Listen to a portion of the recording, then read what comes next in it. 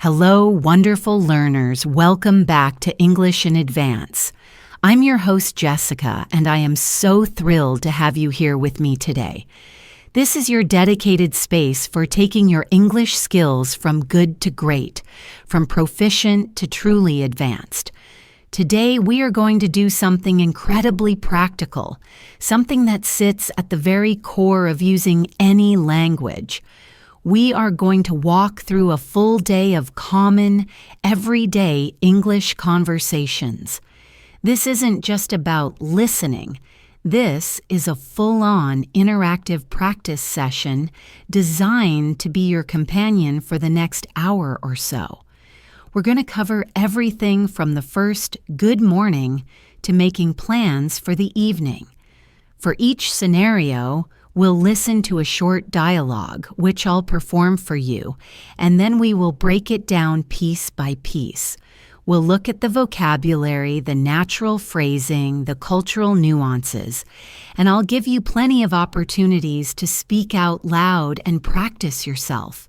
The goal here is to make these daily interactions feel less like a test and more like a natural, comfortable part of your life in English. So, find a comfortable spot, perhaps grab a cup of tea or coffee, put in your headphones, and let's get ready to listen, learn, and speak. Our journey through a day in English begins right now. Let's start our day where most days begin, in the morning, at home. You might live with family, a partner, or roommates. The first interactions of the day are usually simple, a gentle way to start your communication. Imagine you walk into the kitchen and your roommate, let's call him Alex, is already there making coffee.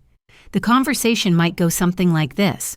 First, you would say, "Morning, Alex," and he might reply, "Oh, hey, morning. Did you sleep well?"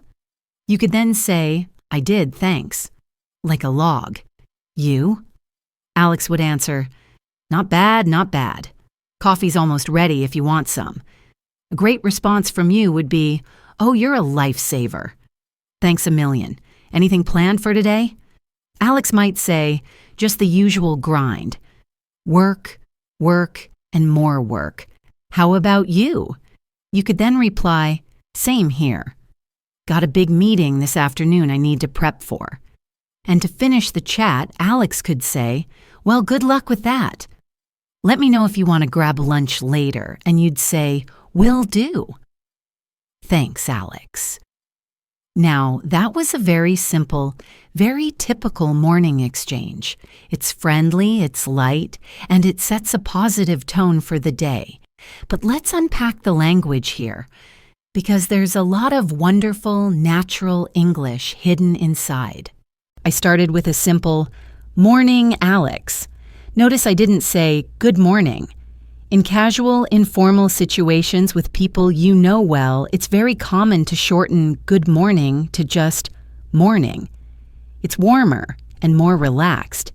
Alex replies, "Oh, hey." Morning. The "oh, hey" shows he was a little surprised to see me but is happy to engage. Then he asks, "Did you sleep well?" This is a classic morning question. It's a way of showing you care. It's small talk, but it's important. My response was, "I did, thanks," like a log. The phrase "to sleep like a log" is a wonderful idiom. A log is a piece of a tree trunk. It's heavy, it doesn't move. So if you sleep like a log, it means you slept very deeply and soundly without waking up. It's a much more descriptive and native-sounding answer than just saying, "Yes, I slept very well." Let's practice that. I'll ask you the question, and you can try responding with the idiom. Ready? Did you sleep well? You can say, "Yes, I slept like a log." Try it out loud. "I slept like a log." Fantastic. Alex's response to how he slept was, "Not bad, not bad." This is a very common, slightly understated way to say something was good or okay. Instead of saying, "I slept well," he says, "Not bad." This is very typical in British English, but you'll hear it everywhere. It's a humble, less direct way of being positive.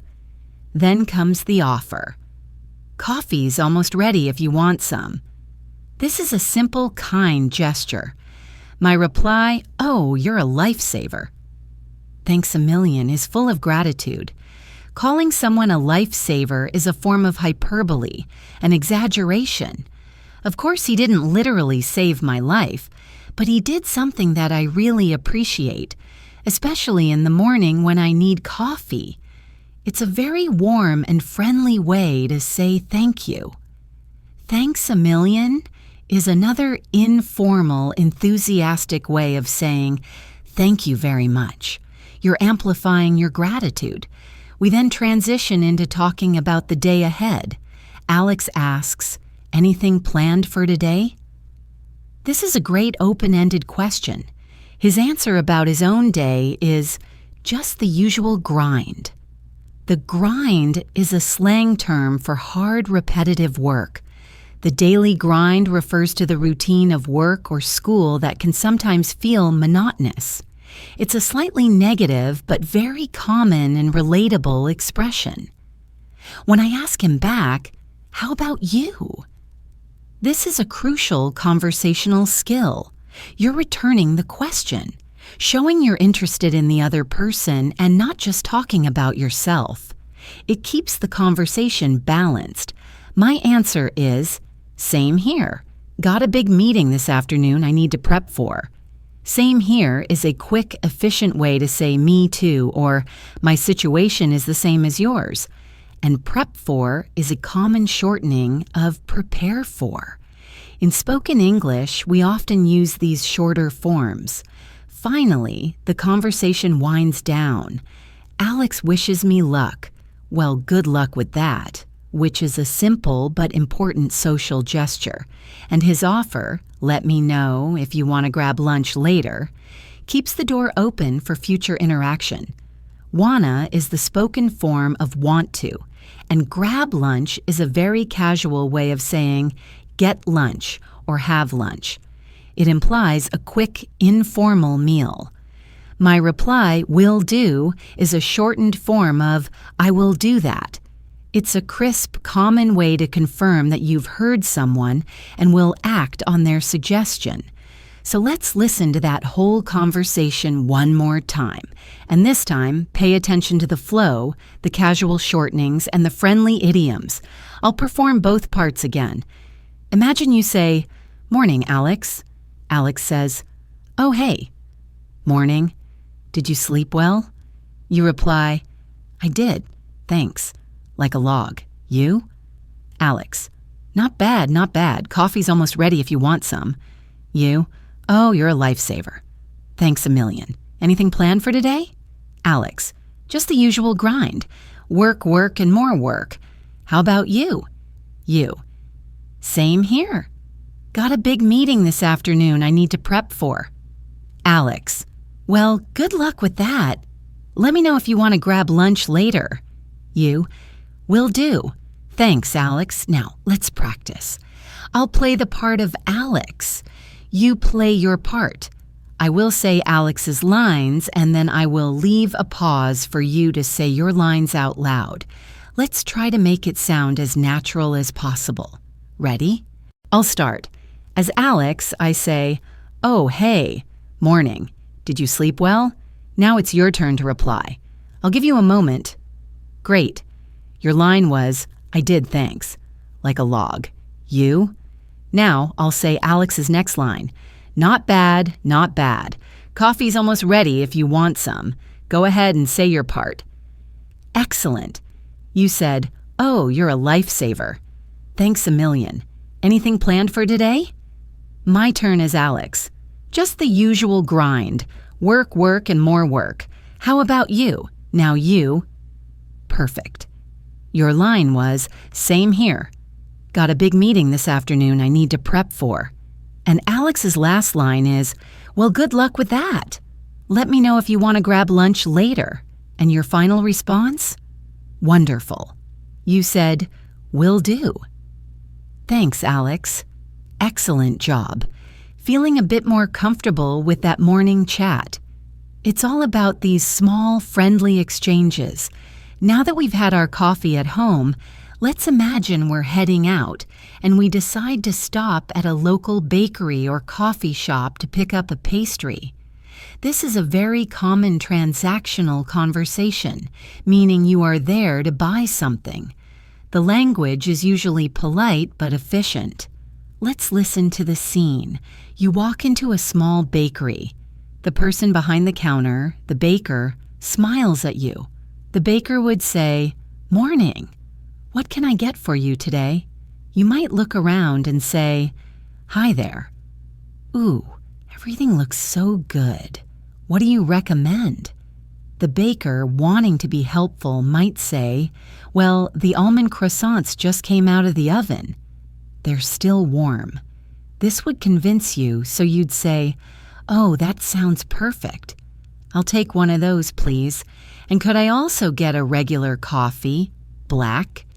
The baker would confirm with, "You got it. One warm almond croissant and a black coffee. Will that be all for you?" You would reply, "Yes, that's everything." The baker then says, "All right, that'll be $6.50, please." You'd hand over the payment and say, "Here you go." Finally, the baker would say, "Thanks. Your coffee will be ready at the end of the counter in just a moment. Enjoy." And you would finish with, "Thank you so much." This interaction is a perfect example of polite and effective customer service English. Let's break it down. The baker starts with a cheerful, "Morning. What can I get for you today?" This is a standard opening line in any food service establishment. It's friendly and direct. Other variations you might hear are, "What can I help you with?" or simply, "Hi, what are you having?" Your response begins with, "Hi there. Ooh, everything looks so good." The "ooh" is an exclamation that shows genuine appreciation and perhaps a little indecision. It's very human. Instead of just ordering, you ask for a recommendation. What do you recommend? This is a fantastic question to ask, not just in a bakery, but in a restaurant, a bookshop, anywhere.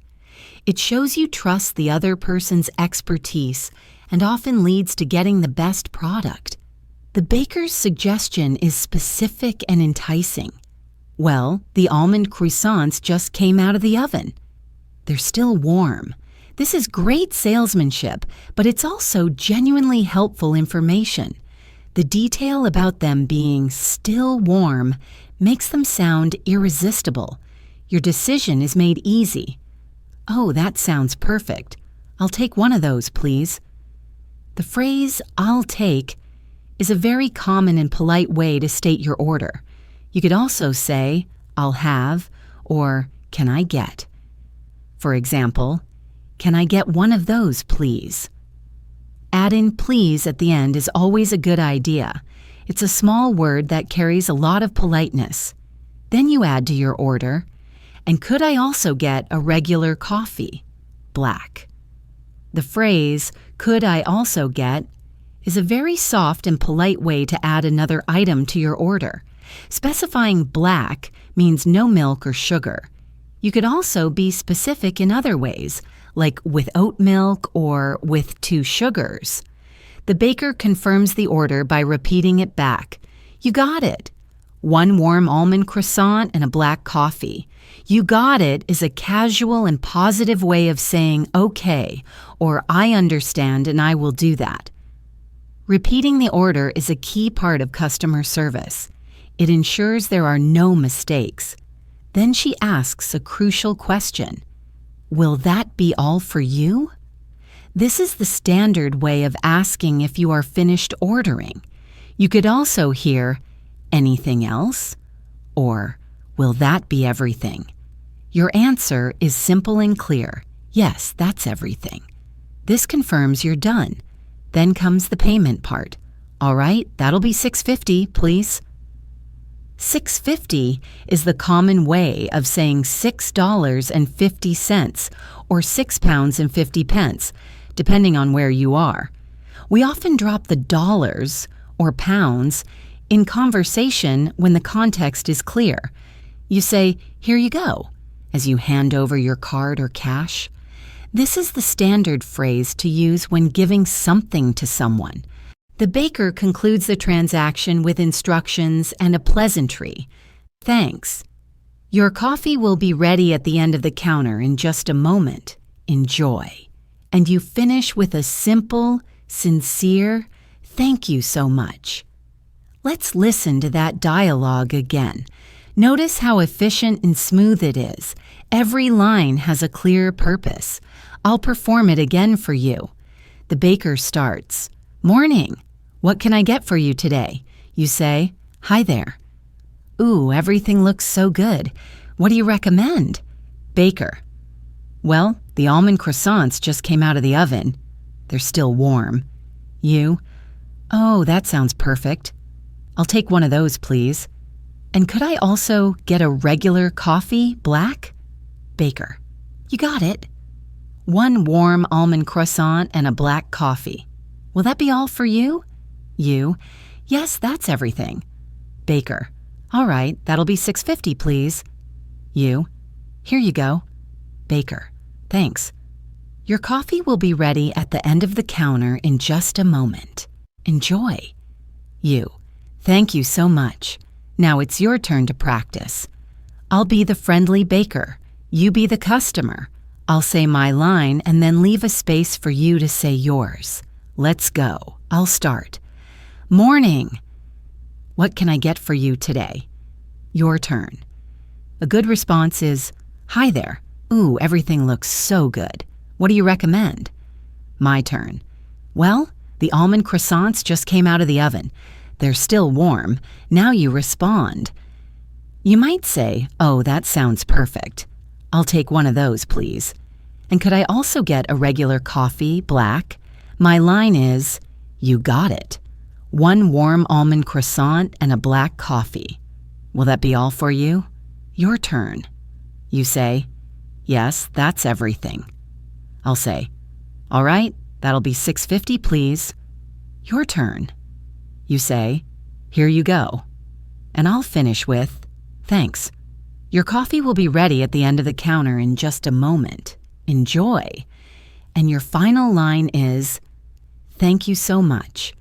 Fantastic work. These kinds of transactional conversations become much easier with practice, and soon you won't even have to think about them. Okay, so we've started our day, we've got our coffee and pastry, and now we're on our way to work or university. Let's imagine we're taking public transport like a bus or a train.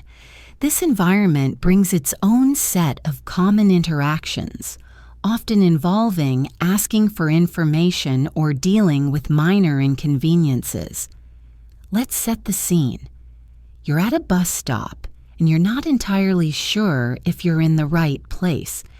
You see someone else waiting, so you decide to ask them for help.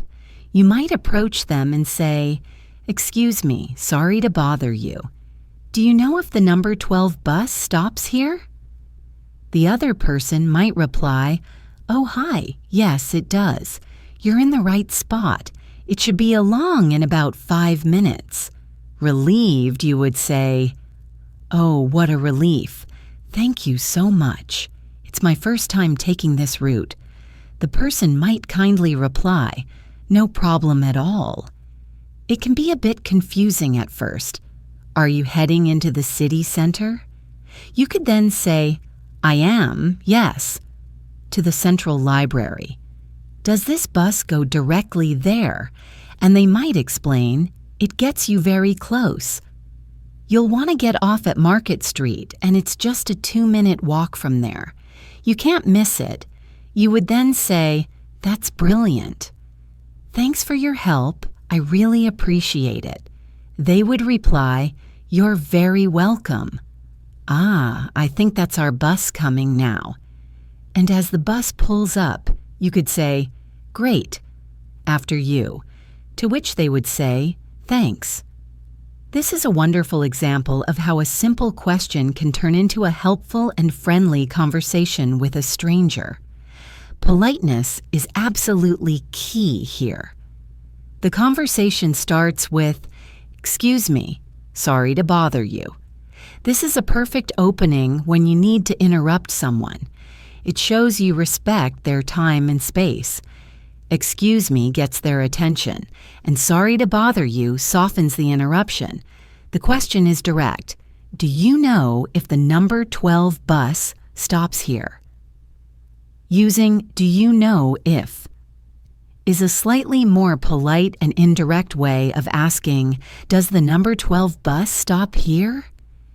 The person's reply is reassuring and informative. "Oh, hi. Yes, it does. You're in the right spot.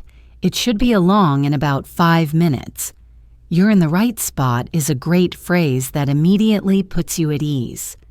"It should be along" is a common way to talk about the expected arrival of a bus or train. The word "should" implies a high probability based on the schedule, but it's not a 100% guarantee. Your response shows gratitude and provides a little context. "Oh, what a relief.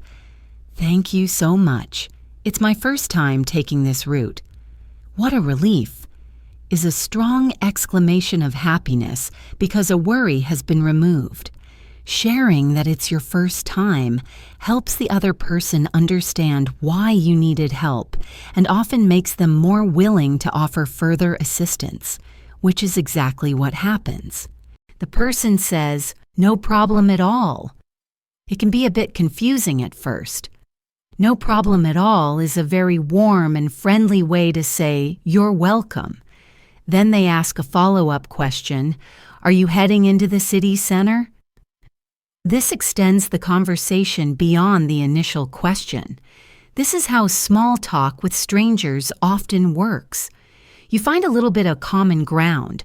You confirm your destination and ask for more specific information. "I am, yes, to the Central Library. Does this bus go directly there?" The other person gives a clear, helpful answer. It gets you very close. "You'll want to get off at Market Street, and it's just a 2-minute walk from there. You can't miss it." "It gets you very close" is a great way to say it doesn't stop exactly at the destination, but very near to it. The instruction, "You'll want to get off at," is a gentle, advisory way of giving a command. It's softer than saying, "Get off at Market Street." And the phrase, "You can't miss it," is a classic reassuring thing to say when giving directions. It means the place is very easy to find. You express your gratitude again. "That's brilliant. Thanks for your help. I really appreciate it." Brilliant is a common word in British English to express that something is great or excellent. Using a phrase like, "I really appreciate it," adds more sincerity to your thank you than just saying, "Thanks." The conversation ends as the bus arrives. "Ah, I think that's our bus coming now." The final exchange, "After you," and "thanks," is a small but important act of politeness, deciding who gets on the bus first. "After you" is the polite way to let someone go ahead of you. Let's review that dialogue once more, listening for the politeness strategies and the helpful phrases. I'll say the lines again. You start with, "Excuse me, sorry to bother you. Do you know if the number 12 bus stops here?" The person answers, "Oh, hi. Yes, it does. You're in the right spot. It should be along in about 5 minutes." You say, "Oh, what a relief. Thank you so much. It's my first time taking this route." They say, "No problem at all. It can be a bit confusing at first. Are you heading into the city center?" You, "I am, yes. To the Central Library. Does this bus go directly there?" Them, "It gets you very close. You'll want to get off at Market Street, and it's just a 2-minute walk from there. You can't miss it." You, "That's brilliant. Thanks for your help. I really appreciate it." Them, "You're very welcome." Ah, I think that's our bus coming now. You. Great. After you. Them. Thanks. Okay, now let's do a practice round. I'll be the helpful stranger at the bus stop. You need to ask for information. I'll leave a pause for you to say your lines. Ready? You can start the conversation. Go ahead. You should have said something like, "Excuse me, sorry to bother you. Do you know if the number 12 bus stops here?" My response as the stranger is, "Oh, hi. Yes, it does. You're in the right spot. It should be along in about 5 minutes. Now, your turn to reply." Great. You'd say, "Oh, what a relief. Thank you so much. It's my first time taking this route." My turn. "No problem at all." It can be a bit confusing at first. "Are you heading into the city center?" Your turn. You'd say, "I am, yes." "To the central library. Does this bus go directly there?" My turn. "It gets you very close. You'll want to get off at Market Street and it's just a 2-minute walk from there. You can't miss it." Your turn. You'd reply, "That's brilliant. Thanks for your help. I really appreciate it." My turn. "You're very welcome." Ah, I think that's our bus coming now. Your final line. And you'd say, "Great." After you, to which I'd say, "Thanks. Excellent." You've successfully navigated the potential confusion of public transport and had a nice chat along the way. Now we've arrived at our destination, whether that's the office or the university campus. The day's work begins. But work isn't just about work. It's also about interacting with colleagues. Let's explore a very common workplace scenario, making plans for lunch. Imagine it's around noon. You walk over to your colleague Sarah's desk. You could start by saying, "Hey Sarah, got a minute?" She would likely reply, "Sure, what's up?" Then you could say, "I was just wondering if you've got any plans for lunch." "I was thinking of grabbing a bite somewhere." Sarah might say, "Oh, I hadn't really thought about it yet." "I'm free. What did you have in mind?" You could suggest, "Well, I'm kind of craving some sushi, but I'm open to suggestions." Sarah might love that idea and say, "Ooh, sushi sounds amazing. There's that new place that opened on the corner, Kyoto Fresh. Do you fancy trying it out?" You'd agree by saying, "I've heard good things about it." Great idea. What time works for you? Sarah would check her schedule and say, "I have a call that finishes at 1. How about we head out around 10 past 1? You'd confirm with, "Perfect. I'll swing by your desk then." And Sarah would finalize the plan by saying, "Sounds like a plan. See you in a bit." This is a classic example of workplace social interaction. It's friendly, collaborative, and helps build relationships with colleagues. Let's dissect the language. You start with, "Hey Sarah, got a minute?" This is a polite way to check if someone is busy before you start a conversation. It's more considerate than just launching into your topic. Her reply, "Sure, what's up?" is a very common informal way to say, "What do you want to talk about?" or "How can I help you?" Your question is phrased quite indirectly. "I was just wondering if you've got any plans for lunch." This is much softer than a direct, "Do you want to have lunch with me?" The phrase, "I was just wondering if," is a fantastic tool for making polite requests or proposals. Then you add, "I was thinking of grabbing a bite somewhere." Grabbing a bite is a very common idiom that means getting something to eat, usually something quick and informal. Sarah's response, "Oh, I hadn't really thought about it yet. I'm free," indicates her availability. Then she turns the question back to you. "What did you have in mind?" This is her asking for your suggestion. It's an invitation to propose an idea. You offer a suggestion, but also show flexibility. Well, I'm kind of craving some sushi, but I'm open to suggestions. To crave something means to have a very strong desire for it. Saying you're craving a certain food is very natural, but by adding, I'm open to suggestions, you're signaling that you're happy to do something else if she doesn't like your idea. This is very collaborative. Sarah reacts positively to your idea.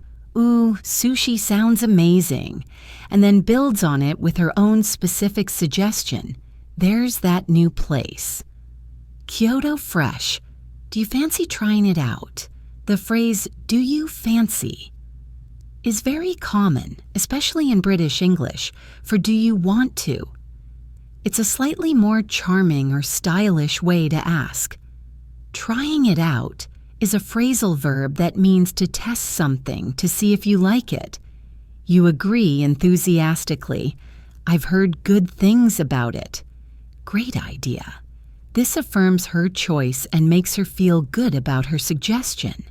Now we move on to the logistics, the timing. You ask, what time works for you? This is the standard, polite way to ask about scheduling. It puts the other person's schedule first. Sarah gives her availability and suggests a specific time. I have a call that finishes at 1. How about we head out around 10 past 1? How about is one of the most useful phrases for making suggestions. Head out is another great phrasal verb meaning to leave or to depart. You agree to the time. Perfect. I'll swing by your desk then. Perfect is a strong positive agreement. The phrasal verb swing by means to visit a place or a person, usually for a short time and often on your way somewhere else. It's a very casual, friendly term. Sarah confirms the plan. Sounds like a plan. See you in a bit. The phrase, sounds like a plan, is the final confirmation. It means I agree to this plan. And see you in a bit is a friendly way of saying, see you soon. Let's listen to the whole lunch planning conversation again. I'll play both parts. You start. Hey, Sarah, got a minute? Sarah. Sure, what's up? You.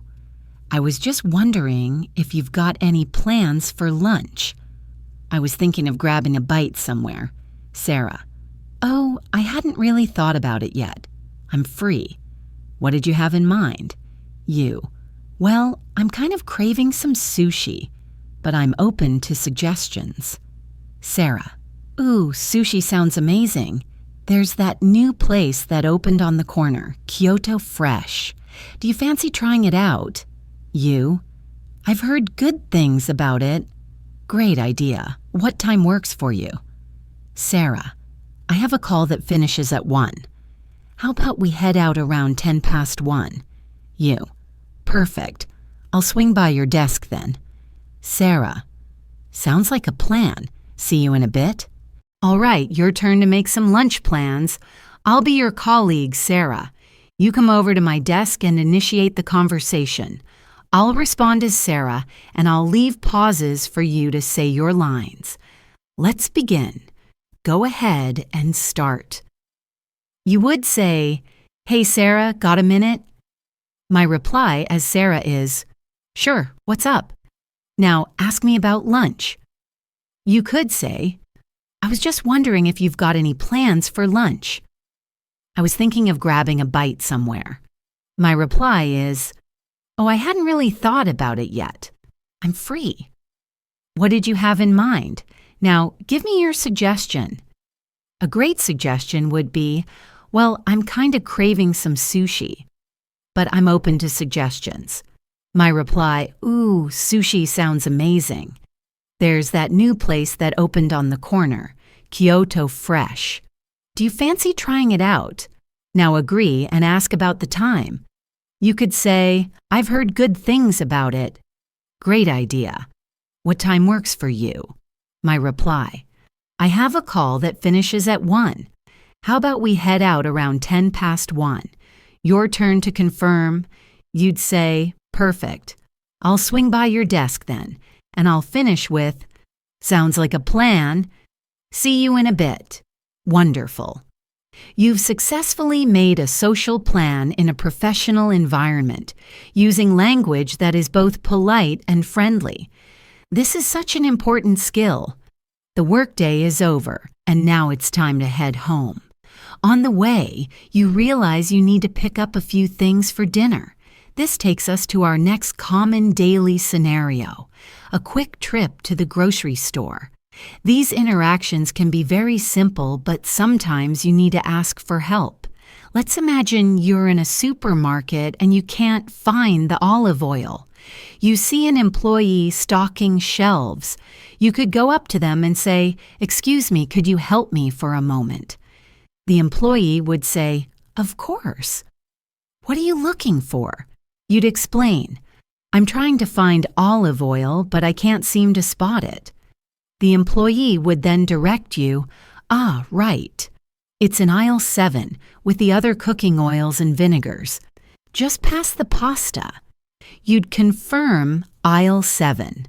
"Got it, thank you so much." A good employee would then ask, "No problem.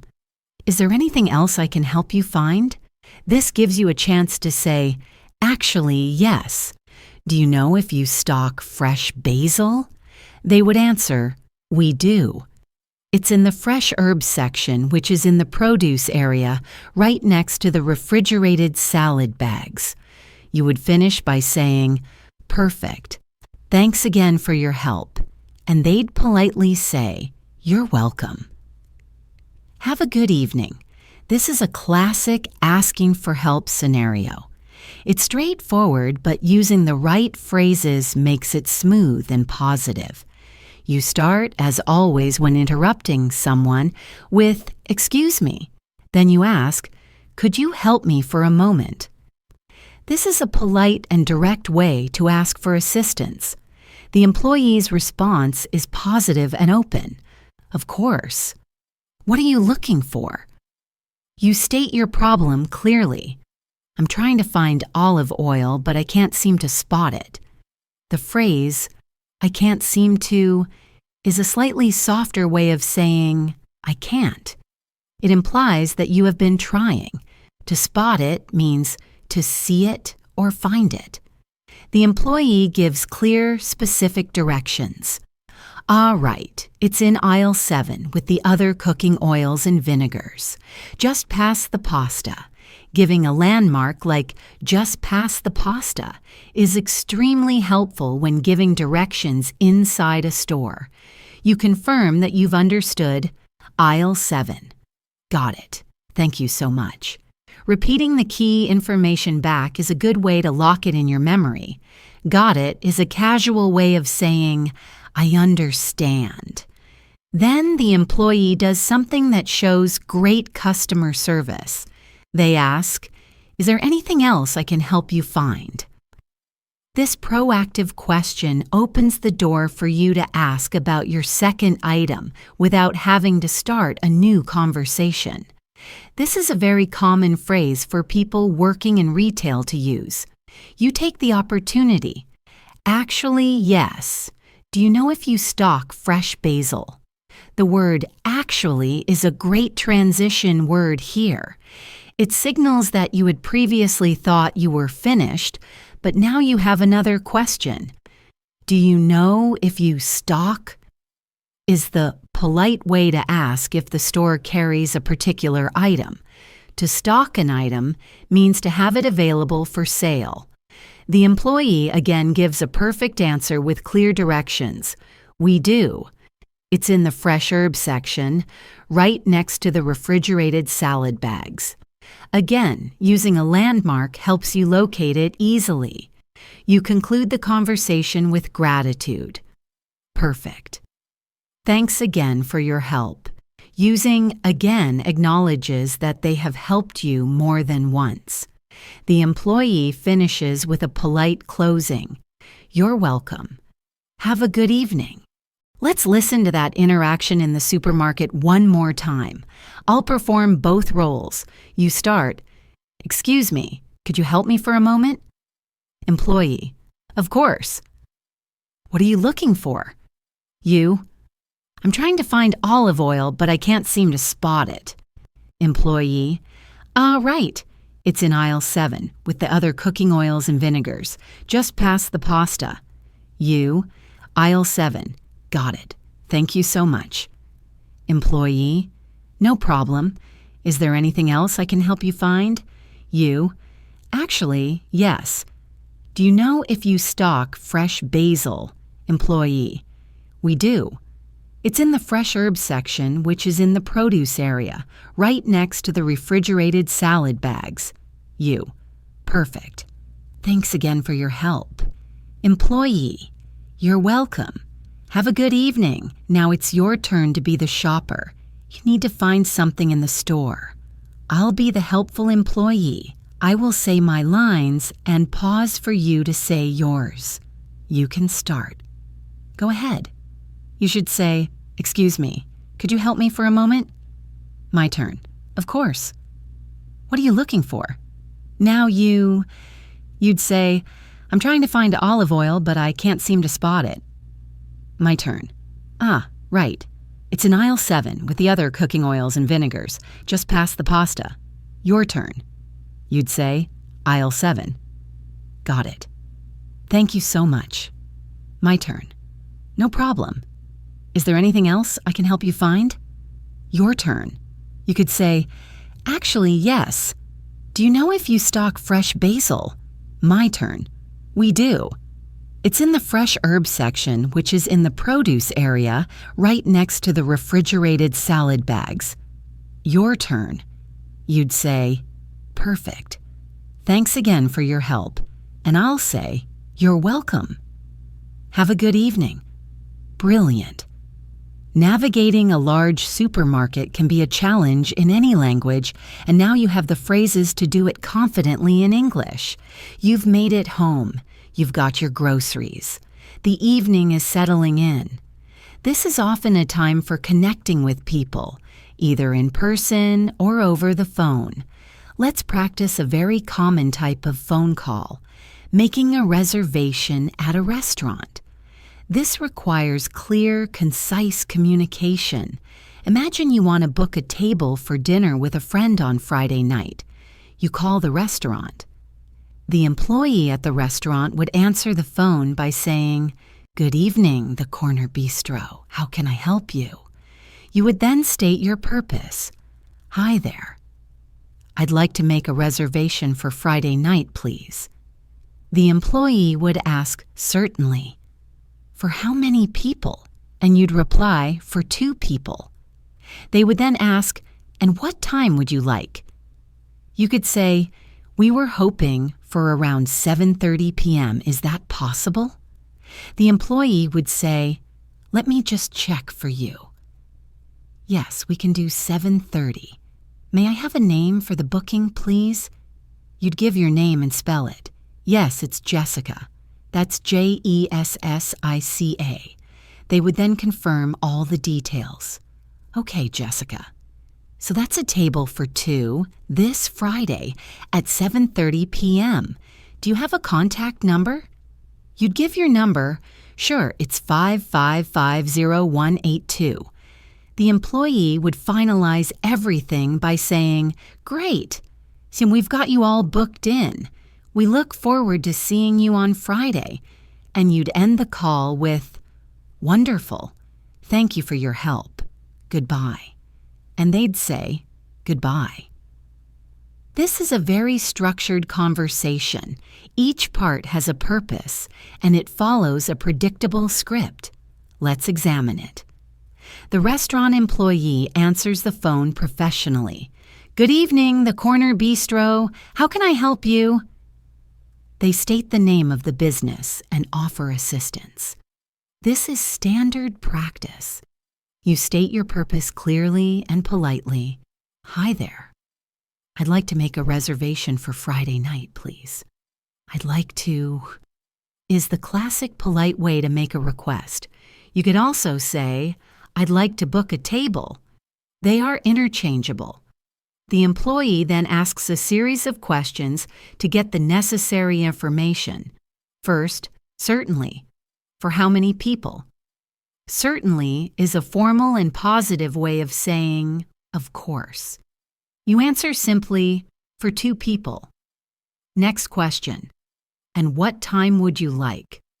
You give your preferred time, but phrase it as a question to show flexibility. We were hoping for around 7:30 p.m. Is that possible? Using we were hoping for is softer than we want. It acknowledges that your preferred time might not be available. The employee checks the system. Let me just check for you. This little phrase is important. It manages your expectations and lets you know why there's a brief pause. Then they confirm. Yes, we can do 7:30. Now they need your details. May I have a name for the booking, please? May I have is a very polite, slightly formal way to ask for something. You give your name and then you spell it out. It's Jessica. That's Jessica. Spelling your name is a very helpful thing to do on the phone, especially if it's not a very common name, to avoid any mistakes. The employee then does something crucial. They confirm all the details back to you. Okay, Jessica. So that's a table for 2, this Friday at 7:30 p.m. This confirmation is to ensure everything is correct. It's a final check. They also ask for a contact number, which is standard practice for reservations. After you provide the number, the employee gives the final confirmation. Great. We've got you all booked in. We look forward to seeing you on Friday. The phrase, we've got you all booked in, means your reservation is successfully made. And we look forward to seeing you is a warm, professional closing. You finish the call with a simple thank you and a clear closing. Wonderful. Thank you for your help. Goodbye. Let's listen to that phone call one more time. Notice the polite phrasing and the logical flow of questions and answers. I'll perform it. Restaurant. Good evening, the Corner Bistro. How can I help you? You. Hi there. I'd like to make a reservation for Friday night, please. Restaurant? Certainly. For how many people? You. For 2 people. Restaurant? And what time would you like? You. We were hoping for around 7:30 p.m. Is that possible? Restaurant? Let me just check for you. Yes, we can do 7:30. May I have a name for the booking, please? You. Yes, it's Jessica. That's Jessica. Restaurant. Okay, Jessica. So that's a table for 2, this Friday at 7:30 p.m.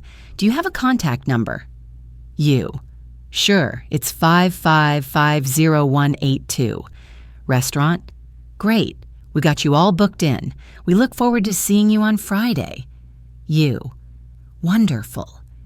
Thank you for your help. Goodbye. Now it's time for you to make the call. I'll be the restaurant employee. You want to book a table for 4 people on Saturday at 8 p.m. I'll say my lines and leave a pause for yours. Let the phone ring. I'll answer. Good evening, the Corner Bistro. How can I help you?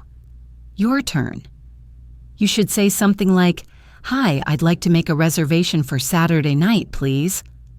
My turn. Certainly. For how many people? Your turn. You'd say, for 4 people. My turn. And what time would you like? Your turn. A good way to phrase it is, we were hoping for around 8 p.m. My turn. Let me just check for you. Yes, 8 p.m. on Saturday is available. May I have a name for the booking, please? Your turn to give and spell your name. My turn. Okay, your name. So that's a table for 4. This Saturday at 8 p.m. Do you have a contact number? Your turn to give a number. My turn. Great. We've got you all booked in. We look forward to seeing you on Saturday. Your turn to end the call.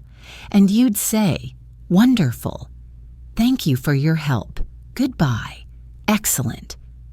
Making phone calls in a foreign language can be intimidating, but as you can see, these conversations often follow a very predictable pattern. Practice is all it takes to build confidence. The day is winding down. You're at home, relaxing. This is the perfect time to catch up with family or friends and talk about your day. This type of conversation is less about transactions and more about sharing experiences and emotions. Let's go back now our first scene. You're back at home and you see your roommate Alex on the sofa. You could start the conversation by saying, "Hey, how was the rest of your day? Did you survive the grind?" Alex might laugh and say, just about. That meeting you had, how did it go? You could share your good news. It was actually pretty good. I was so nervous, but I think it went over well. My boss seemed pleased anyway. Alex would be happy for you and say, "That's awesome news. See, all that prep paid off. You should celebrate." You could reply, "I am. My celebration is a quiet night on the sofa with a good movie. What about you? Get up to much after work?" He might say, "Nah, not really. Just hit the gym for a bit and then came straight home. I'm wiped." You could show you understand by saying, "I know the feeling." "Well, I'm about to make some pasta if you're hungry." He might politely refuse at first. "Oh, you don't have to do that." You can insist gently, "It's no trouble at all. I'm making it anyway." This would lead him to accept, "Well, in that case, I'd love some." "Thanks, that's really nice of you." This is a beautiful example of a supportive, friendly conversation at the end of the day. Let's break down the language that makes it work. You start by referencing our morning conversation. "Hey, how was the rest of your day? Did you survive the grind?" This shows you were listening and remembered what he said. It's a great way to build rapport. Using his word, grind, creates a nice connection. Alex responds and immediately asks about your meeting. "That meeting you had, how did it go?" Again, this is active listening. He remembered your plans and is showing interest. This is the foundation of a good conversation. You share your news positively. "It was actually pretty good. I was so nervous, but I think it went over well." The word "actually" here suggests that the outcome was better than you expected. The phrasal verb "to go over well" means to be received positively by an audience. It's a perfect phrase for talking about presentations or meetings. You add a bit more detail. "My boss seemed pleased anyway." Alex's reaction is enthusiastic and supportive. "That's awesome news. See, all that prep paid off." Awesome news is a great energetic response to someone's success. The phrase "it paid off" is a fantastic idiom, meaning that the hard work you did resulted in a good outcome. Then he suggests, "You should celebrate." Your response is a little humorous and relatable. "I am. My celebration is a quiet night on the sofa with a good movie." This shows that celebration can mean different things to different people. Then, crucially, you turn the conversation back to him. "What about you? Get up to much after work?" Get up to much is a very common informal way of asking, "Did you do much?" Alex's answer is simple. "Nah, not really. Just hit the gym for a bit and then came straight home." Nah is a very informal way of saying no.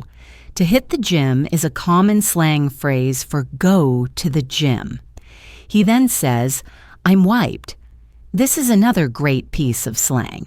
If you are wiped or wiped out, it means you are completely exhausted.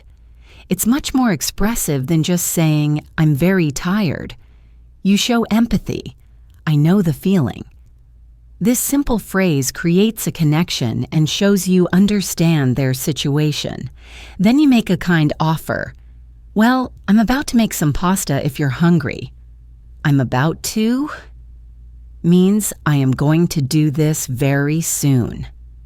Alex's initial response is to politely decline, "Oh, you don't have to do that." This is a common politeness strategy. People often refuse an offer the first time, even if they want to accept it to show they don't want to be a burden. Your response overcomes his polite refusal.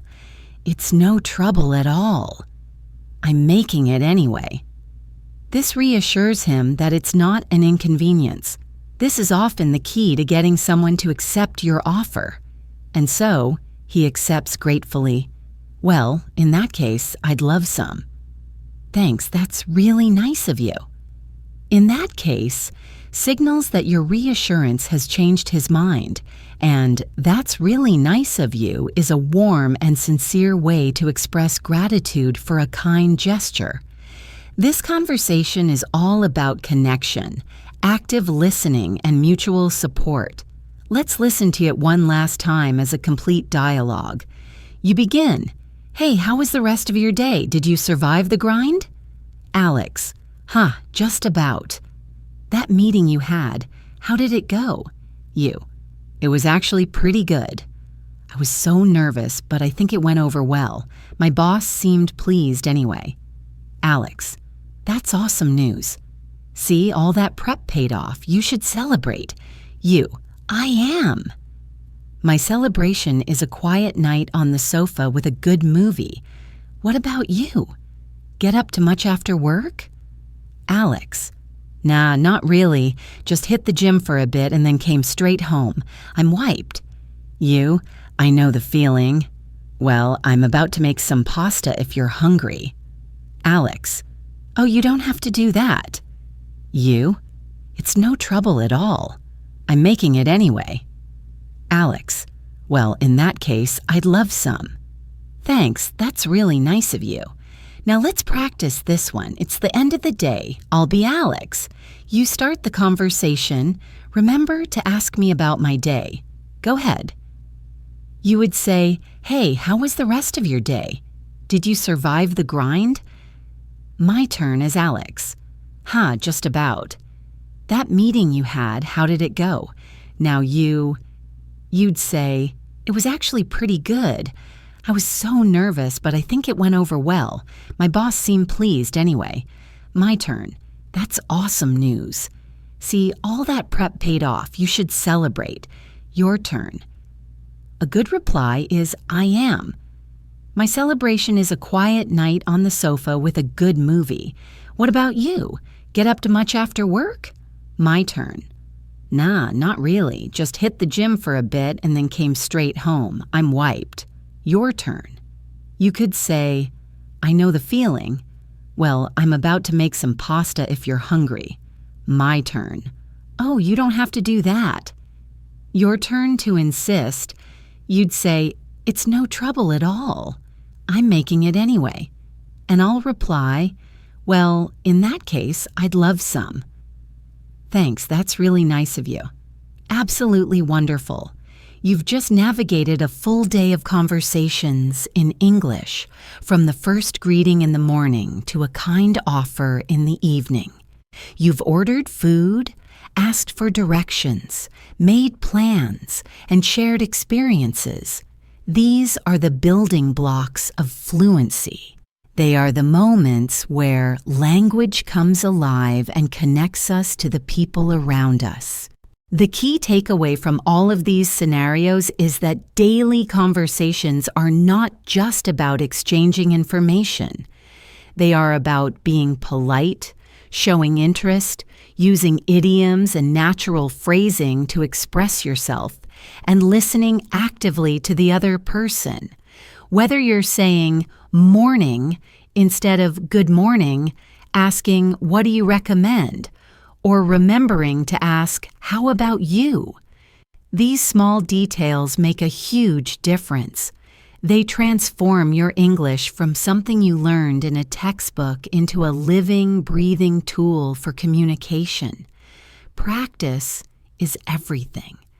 The more you engage in these small daily conversations, the more natural they will become. Don't be afraid to make mistakes. Every interaction is a learning opportunity. Try using a new phrase you learned today, like sleep like a log, or I'm wiped, or sounds like a plan. The more you use them, the more they will become a part of your own personal English vocabulary. Wow, what an incredible journey through a typical day in English.